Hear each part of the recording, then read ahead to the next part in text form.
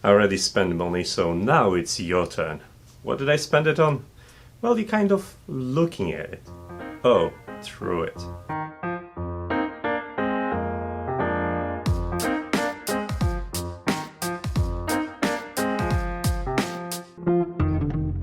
Hey guys, welcome to Black Friday recommendations from me, which means in this video I'm going to be shilling. All the links that you're gonna find in the description is gonna be probably affiliated. However, none of the products or companies listed in this video has been suggested or sponsored by anyone. Those are just my picks, so you have at least a peace of mind that those are my genuine recommendations. And to answer the question from the very beginning of this video, well, I treated myself to a new camera lens, which is currently installed on this very camera, so to let me know, how does it look like to you? And since I'm going to cover, well, a range of categories, I decided to split this video into several parts, which can include the suggestions for makers, active people, just for fun, for video content creators, and audiophiles.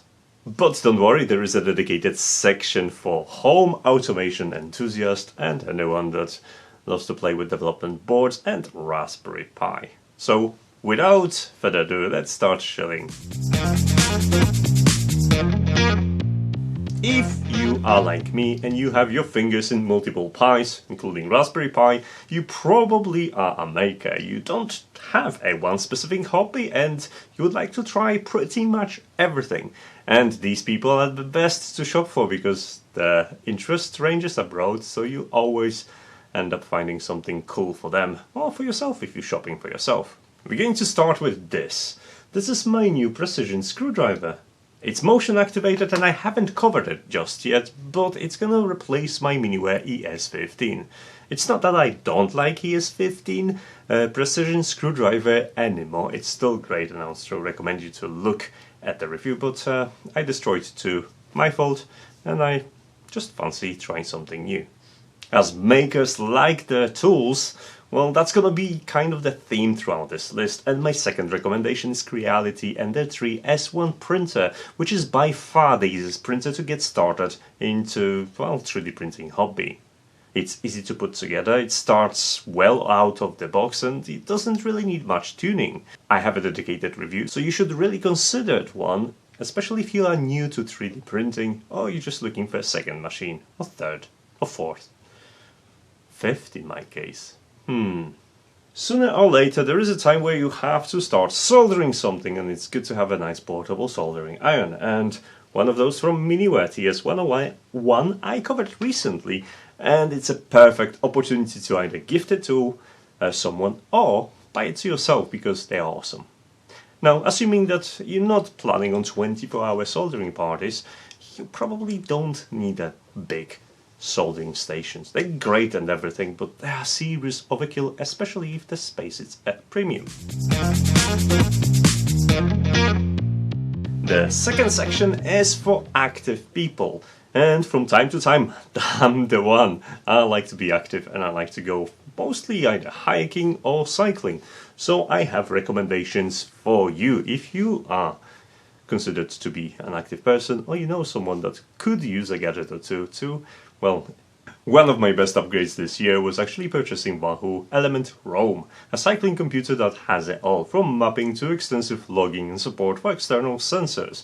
It's a great device for your bicycle, whether you're a road biker, mountain biker, or you're just enjoying trails. So if you're looking to prettify your handlebars and provide a lot of useful information as well, then it's a great choice, especially that firmware updates fixed a couple of issues that previously I've been resolving with Tasker.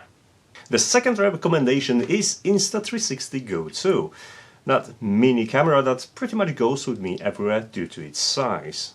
Now, it's true that for a lot of us active people, we like to be kind of hands-on and we often get hands busy.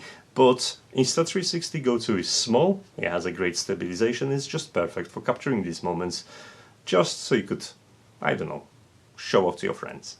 And lastly, every active person could use a watch, and I'm using Amazfit a GT3 Pro. Still, even though the GT4 is now available, it's a great watch and now you can get it so much cheaper, and trust me, you're not going to regret it.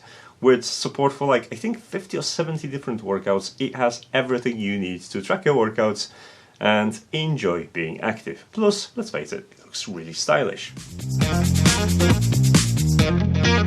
My next section is for home automation enthusiasts, and that's probably a lot of you, right? That's me too. So let's just get started with it.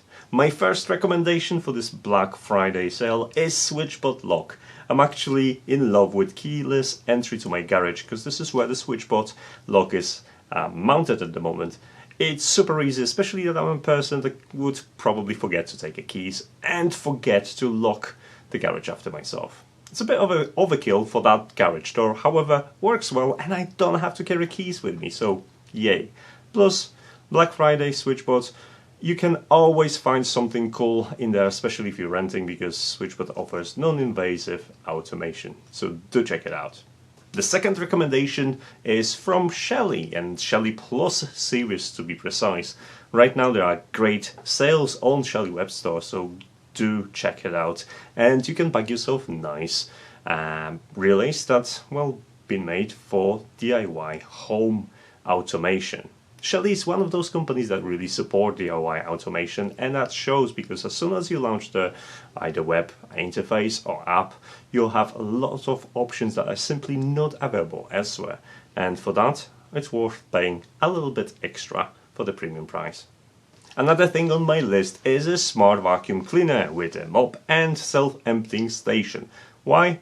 Well, mostly because I don't like cleaning and all of that saves me some time. And since they actually issued an update fixing mapping issues, and now their maps looks like actually the layout of my house, I have absolutely no problem recommending their vacuums to you. So look out for the sales and bag yourself a really nice cleaner. My last recommendation comes from Agara TRV to be specific. You probably follow my channel for some time and you know my moans about my smart DIY heating system that's gonna be in a 4th iteration this year. And I'm almost there. I'm still having a couple of leaks to patch up this year before I can start installing Agara TRVs.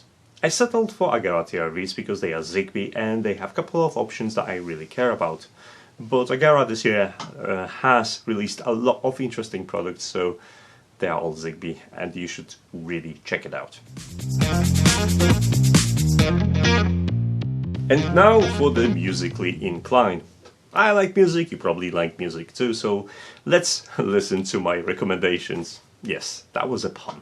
First, we're going to start with Gravastar Venus, which is behind me on my shelf. Those are amazing speakers, and probably not most impressive from Gravastar series, that crown goes to a Mars Pro, but they are small, portable, and still have one of the best sounds for each size. So if you're looking for a good sound that you can take it with you, and awesome looks, Gravastar definitely has got you covered. My second recommendation is gonna be Arya.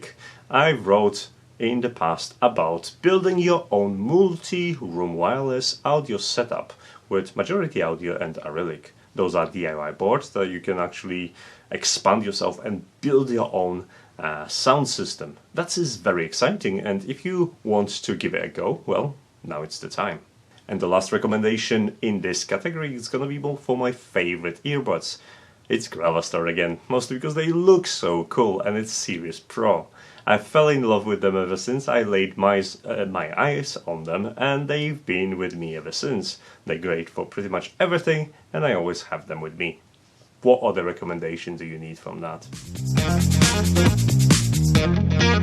The next category for coders or microcontroller and Raspberry Pi lovers. That's a massive category and there's been a lot of different things this year that I've covered. Selection was really difficult, but I have a couple of items selected that you should consider this year. We're going to start with Argon Ion case. Why? Because Argon 40 has been really consistent at releasing great cases for Raspberry Pi 4, and Argon Ion is the pinnacle of their cases. It's a NAS designated case for Raspberry Pi 4 and it has a lot of fancy features inside, including extremely nice looks. And this is something I've got just there running my NAS server. Frankly speaking, if you pick any other Argon 40 case, you'll be just fine, so give them a browse, it's about time. My next recommendation is M5 Stack Stick C+, and that was hard to remember. However, this is the most featured ESP32 device by a square centimeter. Honestly, this little development board has everything that you need. Bunch of sensors, connectors, and rich interface to actually interact with the device via web browser or just typical programming environments to get you started with programming, learning, etc. Honestly, over the time I've covered several different M5 Stack devices and all of them has been brilliant. I've picked this one because it's probably most portable and very affordable, so give M5 Stack a browse this Black Friday and select something for yourself. Trust me, you're not going to regret it.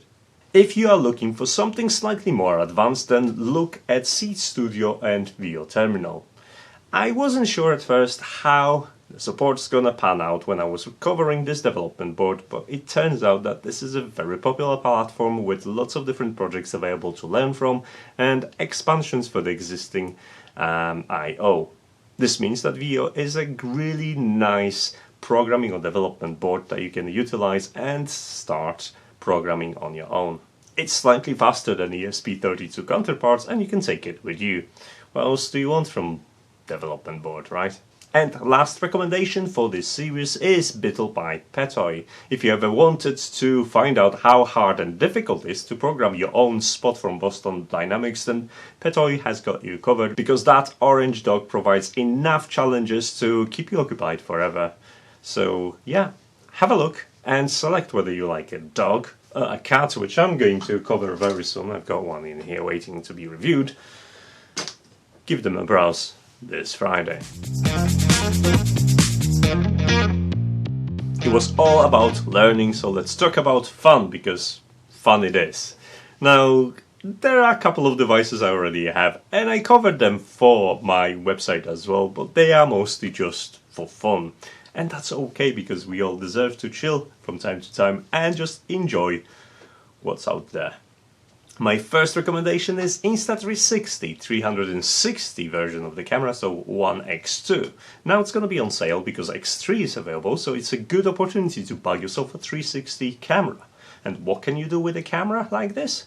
Well, it's my favorite camera to take with me for any hikes and trips, because you don't have to point it anyway. It will always capture what's around you, and brilliant image stabilization will assure you that you can, well, end up with a gorgeous looking footage.